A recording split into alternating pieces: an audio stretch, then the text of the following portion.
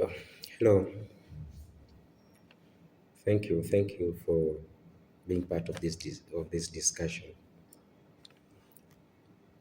And today we shall be discussing about transfer of property. We shall be discussing about transfer of property. And in our next video, we shall be handling transfer of title. But as I said in this video, we shall only be talking about transfer of property, how property is passed to, to the buyer. Transfer of property, this is this can be defined as where ownership where ownership of the goods is transferred from the seller to the buyer. The seller transfers the ownership of the goods to the buyer. However, the seller ceases to be the owner of the goods. Um, the property under section 26, the property in the unascertained or future goods does not pass to the buyer unless and until the goods are ascertained. So, future goods or unascertained goods does not pass unless they are being ascertained or unconditionally appropriated to the contract so as to bring them in a deliverable state, either by the seller with the buyer's assent or vice versa. So, here, unascertained goods or future goods will not pass to the buyer because it is not existing. You cannot pass unexisting goods which is not there. That is section 22 of the section 22 years of the Sale of Goods and Supply of Services Act. Um, there's a case of Kusel versus Timber Operators and Contractors Limited, a case of 1927. Kusel versus Timbers Operating and Contractors Limited. In this case, the parties entered into a contract of sale of some trees. However, it was agreed that actually the trees were not yet matured to be cut down. So it was agreed that after some times, when the trees, as soon as the trees get matured, they will be cut down and it will be sold to the buyer. But later, the government enacted a law which prohibited that kind of contract. So it means by law that that contract could not be enforced. It became unenforceable. So the buyer sued. When the seller told the buyer about the law, the buyer sued the seller, stating that that good was unexisting. It was existing good. It was not unascertained or future goods. It was existing because it was already there. However, the court The court stated that the property in the goods had not passed since they had not been identified. They are not yet, they identified actually they said the goods was identified as the trees, but it wasn't specified, it wasn't specific because they said once the trees are at a mature age, at a matured age to be cut, then it can be cut. So if it had been that the trees were matured, so it would be specific and they would be in a deliverable state. It would be specific. Then that agreement or contract would have been a contract of of sale, and it would have been the goods would have been passed to the buyer. But in these circumstances, the goods could not pass to the buyer because the goods were unascertained. The goods were unascertained. So, how could you determine? How could you determine when the goods can pass? You can determine this through the intention of the parties. The parties are the one to decide when the goods can pass. The property, the property in specific or ascertained goods passes to the buyer at such time the parties intend it to pass. That is section 25 clause 1. So it's upon the intention of the parties when they intend it to pass. The intention shall be determined according to the contractual terms. That is according to the agreement in the contract. It was held in the case of Tarling versus Baxter, a case of 1827. The court held that where there is an immediate sale, property placed in the buyer, it means the property has already passed. I pray you don't confuse this with passing of risk. Here we're talking about passing of property. Remember, in some circumstances, the property in the goods can pass, though the risk would not pass due to the agreement of the parties. So don't confuse passing of risk and passing of property.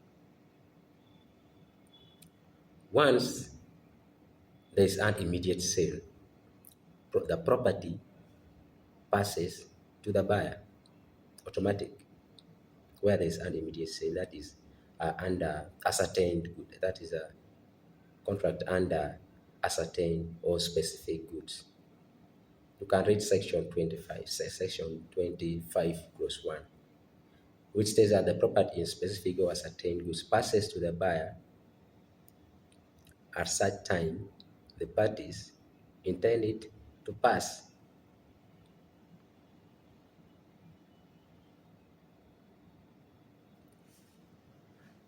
So let us look at the rules for establishing the time, rules for establishing the time of passing property. Let us start by specific goods in a deliverable state. Specific goods in a deliverable state. The property in the goods passes as soon as the contract is made, where there is unconditional contract.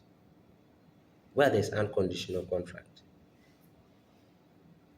for sale of specific goods in a deliverable state. So the contract should be unconditional, but where there are conditions, then the property would not pass, where there are some set conditions. But where there's unconditional contract of sale of goods or specific goods in the real estate, the property in that goods would pass to the buyer.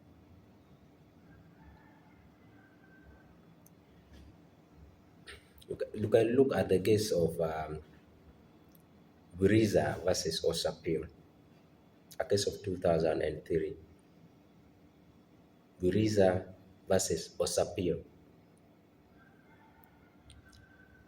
The court held that withholding a logbook means the contract was conditional. So once you hold a title of something, once you hold it, it means the contract was conditional. Thus, the goods had not yet passed because the contract was conditional. The contract should be unconditional in regards to the specific goods for it to pass freely to the buyer. So the court held that in Buriza versus Osapil, withholding logbook means the contract was conditional, subject to full payment. Thus, property could not pass at the signing of the contract. Mere signing of the contract does not mean under conditional contract of sale. Mere signing does not mean the property in that goods had already passed. But under unconditional, once you sign the contract, you purchase your goods, the property in that goods will have passed to you. The second rule, the second rule is that goods which have to be put in a deliverable state. Goods which have to be put in a deliverable state. You can find these rules under section 26, under section 26 of the sale of goods, of the Sale of Goods and Supply of Services Act. Yeah, you can find them. Goods which have to be put in a deliverable state. The goods to be put in a deliverable state shall not pass until the seller put them in a deliverable state and the buyer has notice. So once the seller does not comply with that um, with that term to put that goods in a deliverable state, the property in that goods will not pass. You can look at the case of Underwood Limited versus Backcastle. The court held that property had not passed since the machine was not in a deliverable state. In this case, the parties had agreed that the seller should put the machine in a deliverable state, but the seller failed to comply with that agreement. And the court held that since the seller did not comply with that agreement, the property in that goods could not pass to the buyer.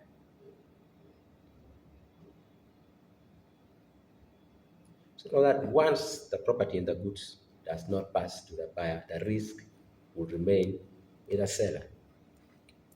The another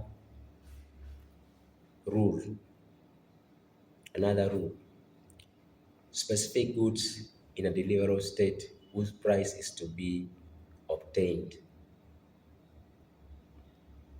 Here, you always go to buy sugar.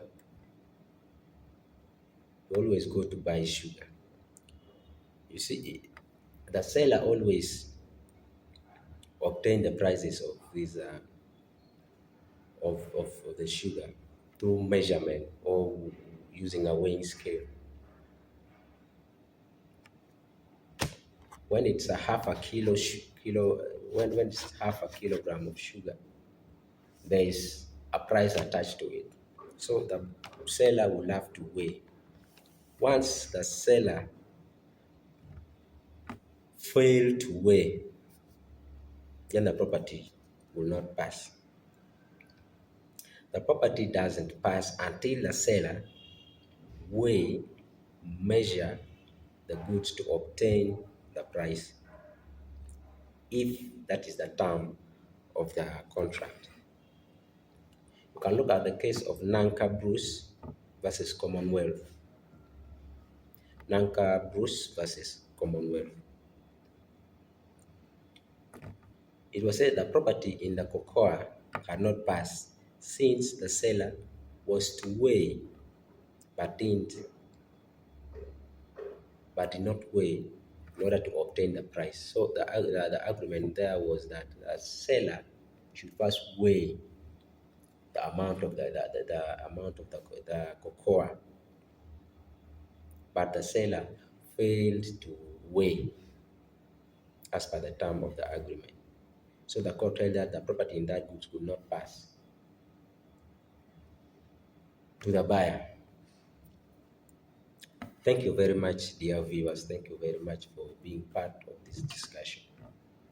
I implore you to read more of the rules under section 26 of the Sale of Goods and Supply of Services Act, Cap 292.